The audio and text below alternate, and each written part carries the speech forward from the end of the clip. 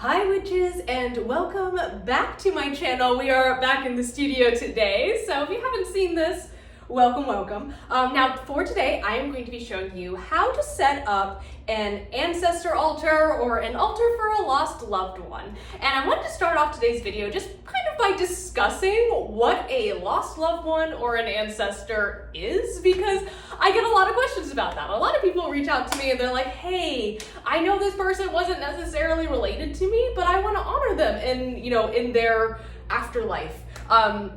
How can I do that? Is it okay to do that? Is it okay to call them an ancestor? And I say absolutely.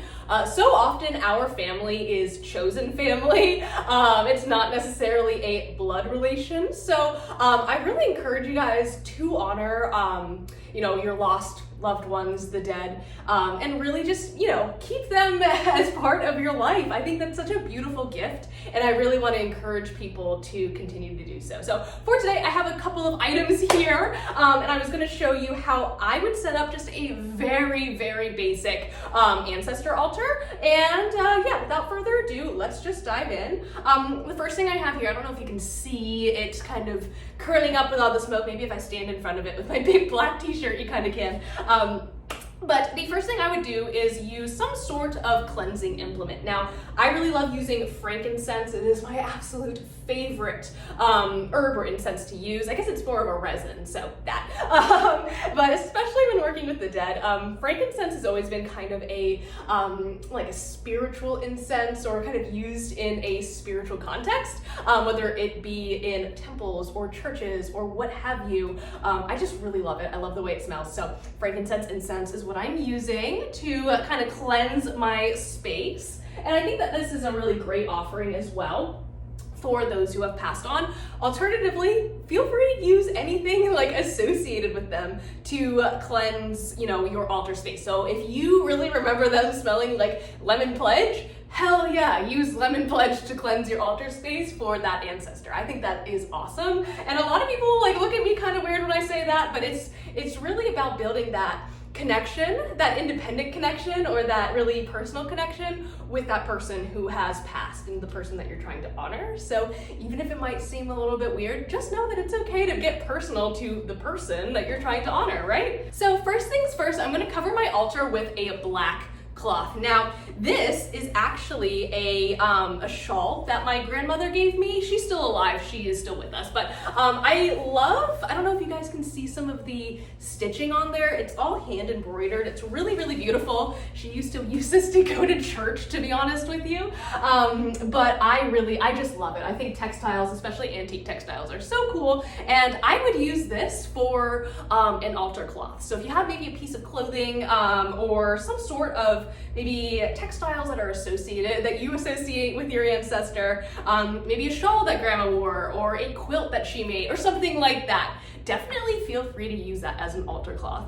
I also wanted to say that black is not the only color that is associated with death or grief, right? And these things are not necessarily bad. I know I'm saying death with a smile on my face, but in death there is transformation and there can be healing there. So, I know in other cultures as well, there are other colors, maybe like white or red, that is associated with death or grief. So if that is applicable to you and your practice or your ancestry, absolutely feel free to use those colors instead of black. So anyways, so these two items might look similar if you saw yesterday's video, but I just have a little offering dish here, this little metal offering dish. Yes, the price tag is still on it. I'm very bad at taking off price tags. And Goodwill is very good at sticking them on. And then this same sort of deal is kind of like this little wax melter, and it has like stars and moons on it. And the reason I picked these, one, I just like the antique vibes of this. I like making things aesthetically pleasing if I can. And then this just really had a soothing kind of color to it. And whenever I'm working with my ancestors or working with the dead, the main thing that I want to do is be comforting or soothing to their spirits. So that's always the energy I try to bring when interacting with the dead or interacting with my ancestors. The next thing that I would encourage you to use are any items that are associated, attached to, or that you kind of relate to your lost loved one. This is just a ladybug that my other grandmother gave me. Also not passed. I'm very, very lucky that I have both sets of grandparents still with me, and I'm really, really grateful for that, because I know that's not the reality for everybody. But I would place an item or maybe a picture of the person. For me, looking at pictures of people who have passed on is really difficult because they don't age. And I know that might sound kind of weird, but like for me personally, I prefer to keep like objects and then my memory of them as they were alive. But like for whatever reason, like pictures like scratch this weird like uncanny valley itch for me, I guess. I don't know. So I tend to use objects rather than pictures, but having pictures, images, things that they created with their own hands, also amazing to keep on your ancestor altar. And then I'm just going to be adding a little white tea light. I like to use white candles mostly because they are easy to find, and I use a lot of votives when working with the ancestors or working with the dead. Oftentimes I will, well, actually all the time, I will light the tea light to kind of signal that I am ready to communicate with them, or I'm looking to communicate with the dead or any spirits who wish to speak to me, who have benevolent intentions and are here to help me on my journey. So I always light a white candle when I ask for protection from my guides and stuff. So yeah. Moving right along, the next two things that I would really encourage you to have on your altar, and I think I'm actually going to move this around a little bit, just so you guys can see, is a tarot or oracle deck or other divinatory tools that you might use to communicate, as well as a notepad. Now, the notepad can be used to record your readings, of course, but also just to like leave little notes to your loved ones. So I really like, one of the biggest practices and something that I really think can help people get closer to their ancestors is simply talking to them daily and really just establishing that relationship the same way that you would when working with the deity, right? We put so much effort and attention into perfecting deity work, right? We want to be sure that we aren't angering the gods and stuff, but it's also important to put that same amount of like attention to detail and love and all of that good stuff to our like ancestors and the spirits that we call on for aid, right? So by leaving them notes or using this as a way to communicate with them, maybe through automatic writing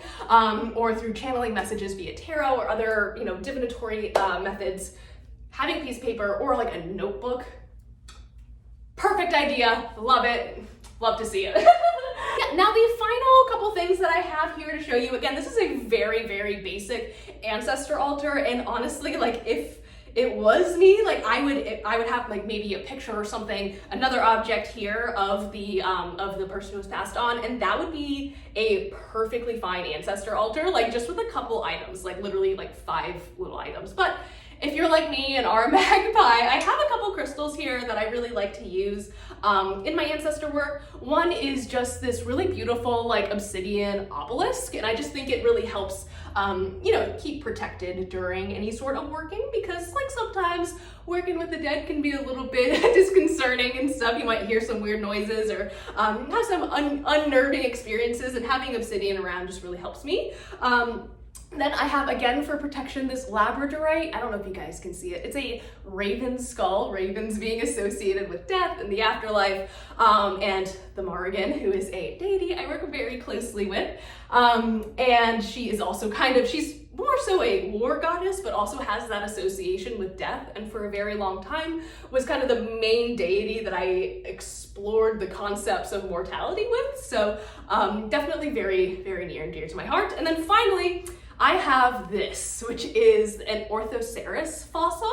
I think it's really important not only to honor like our dead human ancestors, but also like animal ancestors, and to remember like where we originally came from. Like if we think all the way back millions and millions and millions of years, we are fish that crawled out of the water, and that is really, really humbling sometimes. Like it really helps me put things into perspective, especially when I'm getting stressed out about like mortality and stuff like that. So hopefully this was informative. I'm gonna turn my camera around and show you guys what we got, and yeah, I will see you in the next one. Bye.